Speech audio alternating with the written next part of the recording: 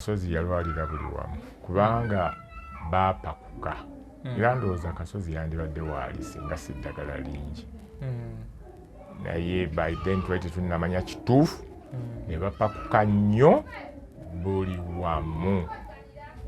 Waliwo awo kakiriniki awo ng'okyamaawo ku Busaabala Nursing Home si we yafiira yafiira ku Busaabala Nursing Home. Yes. New Subs Fashions tukutuusaako ebiteeteeyi kosaabaaya engatto ensawo z'abakyala jackets jeans n'ebirala tusangibwa ku Wilson Street ku kizimbe ekya Sunset Arcade ground floor shop number 2 okututuukako va ku Pioneer Mall otambule nga dda ku Arua Park yisa ekizimbe ekya Wilson 1 oyite ku Health Link Pharmacy kati awo weekoma yambuka amadaala gakuyingize ku Sunset Arcade awo ng'otutuuseeko. Engoye zaffe tuzijja China, Egypt, Vietnam n'amawanga amalala. Omukyala omwambazi omulungi ayambala naffe.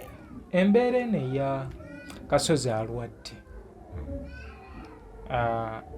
alwalirawa?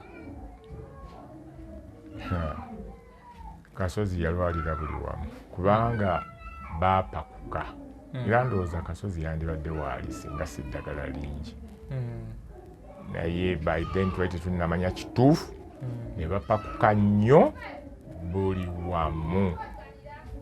Waliwo awo kakiriniki awo ng'okyamaawo ku Busaabala Nursing Home si we yafiira yafiira ku Busaabala Nursing Home. Yes. Kati kali expensive n'akakiriniki ako yali expensive nnyo naye nga bwe bamutwala kati nga bamutikka n'eddagala lingi nnyo nnyo nnyo.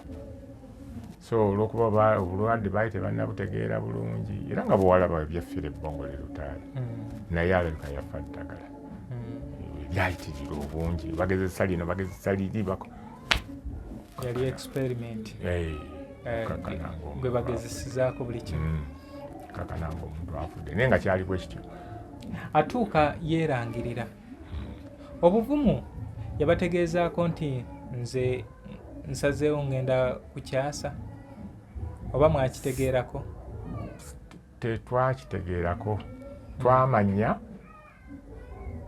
nga yakivulu kigenda kubeerawo ng'enkeera ne tulyoka tumanya Kasozi agenda kwerangirira. Twakimanya leeti nnyo naye okusinga yalinga ne ekikooyo Hassan Kasulu baabeeranga naye nga mu kweralingirira yali ndowooza ayagala kuziyiza nsi kutagoberera lye mu bintu. So singa mwakitegeera nga bukyali wandibaddewo nekyemukola?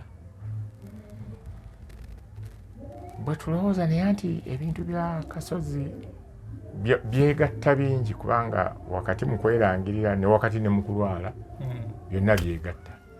Abantu ne basumulula ensawo ne bamuwa ssente embirivu kati n'atandika okubeera ate mu bulamu obulala ng'alaba obulamu bwe buggwawo naye ate nga ne ssente ziyiika mu bungi. Yakimbamu ne ku luyimba zayiika mu bungi nnyo nnyo nnyo.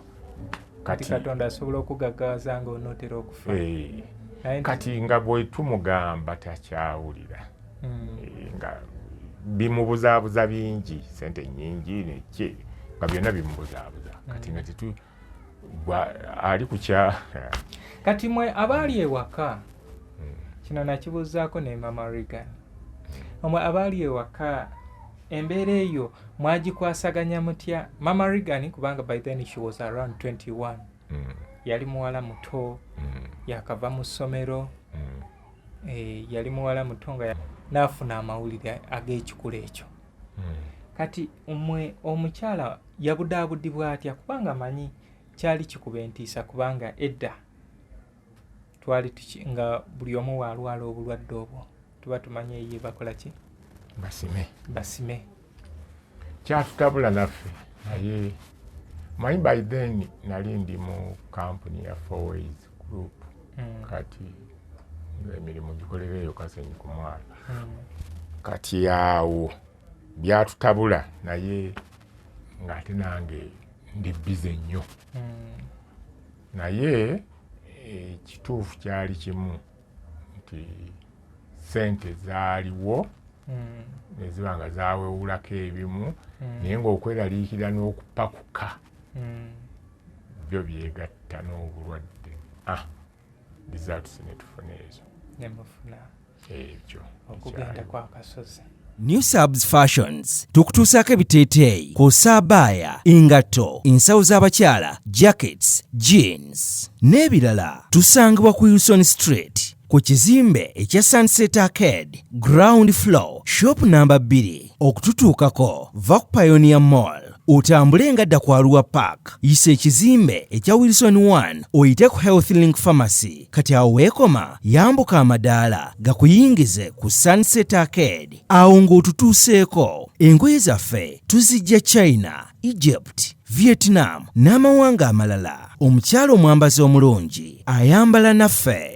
Amaz Closet ffe tukyasinza okutuusaako ebyambalo eby'omulembe okuva China omuli zi tops, skirt, office pants, legging n'ebirala bingi. Tusangibwa ku Ham Shopping Grounds Block D mu room 252 ne 099 okumpi n'ekizimbe ekya Jesco Beauty Center opposite Total Business. Olaba Block D wetandikira kati yambuka amadaala edduuka ly'osookerako ku kkono lye lya Amaz Closet. Tutunda ekimu n'okusuubuza. Tukubire ku 0701 93 83 16 oba 0762 89 92 01. Amaz Closet, where fashion meets you. B is a hotel and bar. Tusangibwa Nsago ku lw'Ennakawuka. Ku lw'empeereza ennungi tukola essaawa 24. Tulina ebifo ebisulwamu nga biyonjo, ebiddaabirizibwa buli kadde, eby'emizannyo ng'okulaga omupiira, okuzannya pool n'ebirala. Ebbaala ejjudde obulungi, emmere ekutuukako mangu, paakingi nnungi ate nga security eri gguluggulo. Okubuukinga n'okumanya ebisingawo kuba ku 0790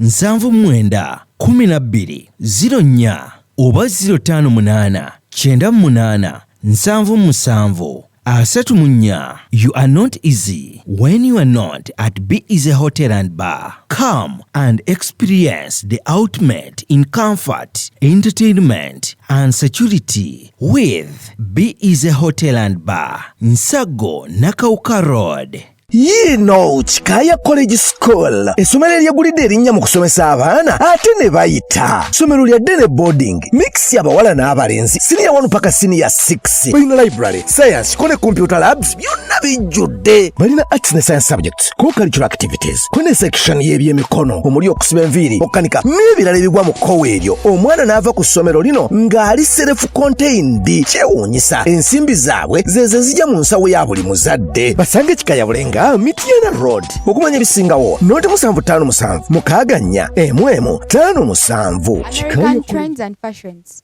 Tuliwo kurenda bikayo ennungi. Ogenda mu office, mbaga oba owejaddemu waka. Tulina ebiteeteeyi ebika byonna mu size zonna okugeza office dresses, chief pants, party dresses ne casual. Abambazi b'empale, blouse ne skirts nammwe tetubeerabidde. Tulina blazers, jackets, ensawo z'abakyala ebika byonna n'engatto. Abaagala ebyokwebika ng'amasuuka, duvet covers, towels ne throw-ons nammwe twabalowoozezaako. Ebyokwewunda by'abakyala nga earrings ne hair accessories nabyo tubirina. Abaagala okugejja n'okukogga nammwe tubakolako. Tulina collagens, fat burners ne multivitamins. American Trends and Fashions tukubire ku simu zaffe ezo eziri ku screen oba otunye ku mikutu gyaffe. Tusangibwa Ntinda ku kizimbe Ntinda Shopping Center, room number 809, mabega wa Housing Finance Bank, okuliraana Zion Forex Bureau.